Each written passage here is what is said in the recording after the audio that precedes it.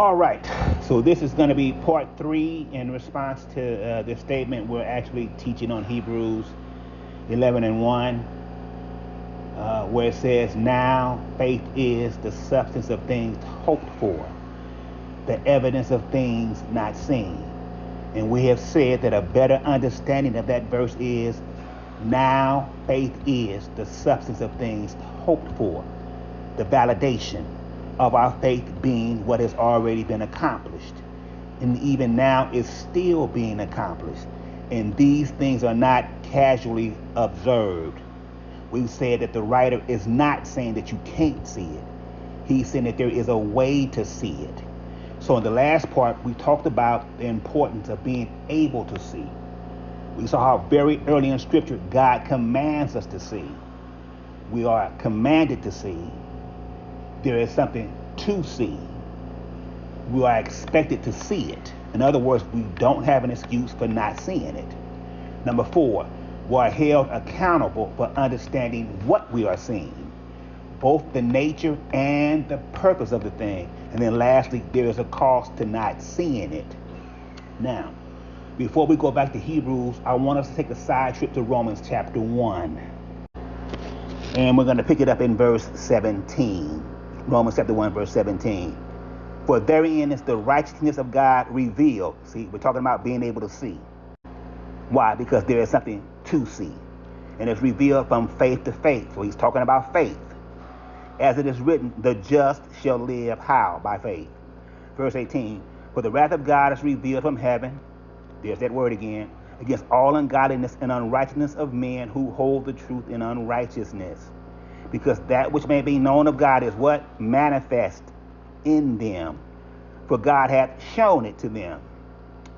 For the invisible things of him from the creation of the world are clearly seen, being understood by the things that are made, even his eternal power and Godhead, so that they are what? Without excuse. So again, right here in Romans, we see the same template. We are commanded to see. There is something to see. We are expected to see it. We don't have an excuse for not seeing it. We are held accountable for understanding what we are seeing, both the nature and the purpose of the thing. And then lastly, there's a cost to not seeing it. And remember, this is all dealing with faith. He even tells you that in verse 17. Now, here's what I want you to notice. In verse 20, he said that there is evidence that points to the eternal power of God and the Godhead. Listen, he first says that it is invisible. He then says that it is clearly seen. So which is it? Is it seen or is it not seen? Listen, he's not saying that you can't see it. He's saying that there is a way to see it. It's a play on words. Bear in mind that the person who wrote Romans is the same dude that wrote Hebrews. It's the same dude talking. And he says that the evidence is made manifest in them. And then he goes on to talk about worship. Listen, God has placed something inside of man that causes all men to worship. We can't help it. There is no such thing as an atheist. We have believers and we have liars. Let God be true and every man a liar. Why? Because all men worship something. And in the next verse, he tells us what those things are. They may not call it worship, but it is worship. Okay, take for example the physicist, the late Stephen Hawking. When you listen to him describe the universe, that is a form of worship. Why? Because the wonder and the attributes that he acknowledges and ascribes to the universe as having, those are God's attributes. He and others like him then turn around and say that God didn't make this. Listen, there are 4 types of wrath that God displays in the scriptures, and one of them is a unique kind of wrath. It's when you tell God he's a liar because he didn't make all this.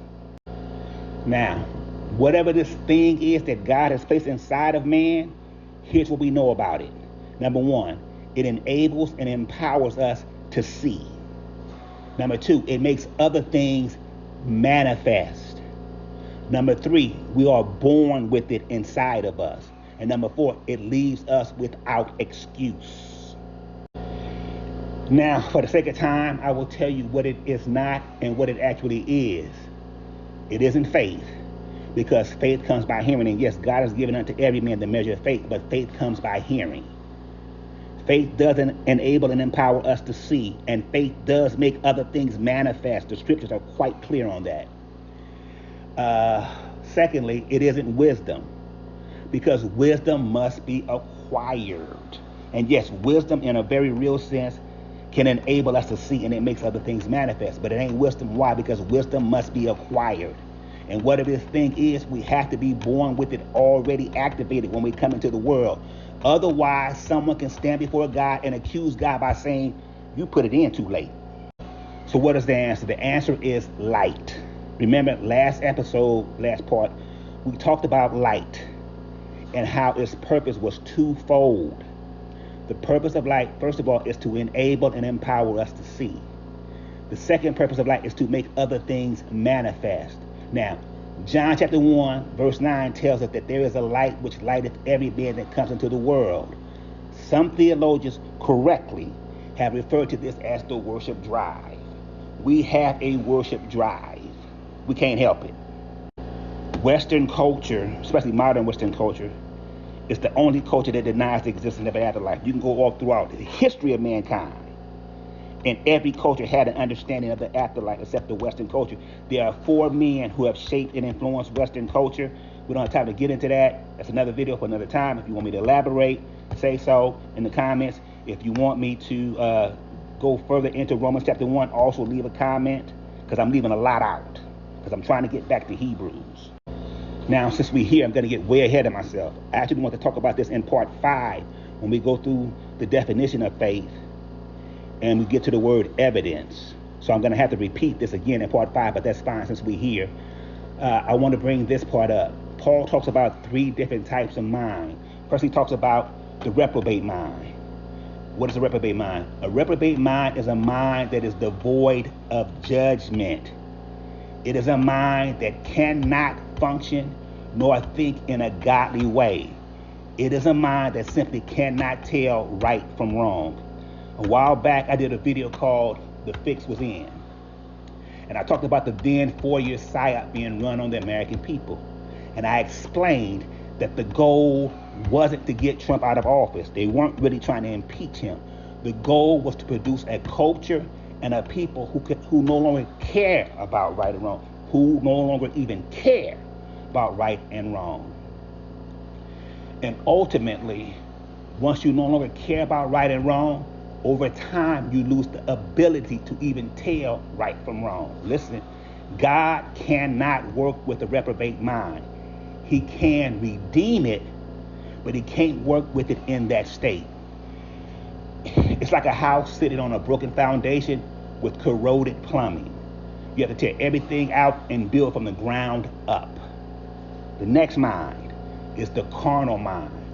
While God cannot work with a reprobate mind, he can work with a carnal mind. However, he has to do so under hostile conditions.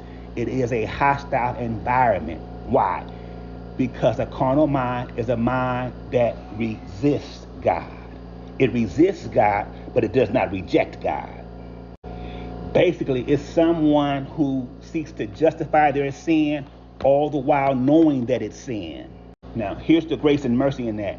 They at least know it's wrong. But don't get it twisted. There's no getaway free card.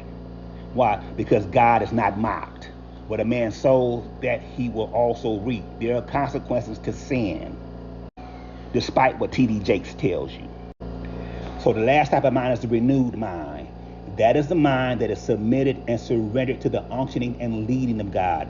It is a mind that has been trained and disciplined to think in a godly way.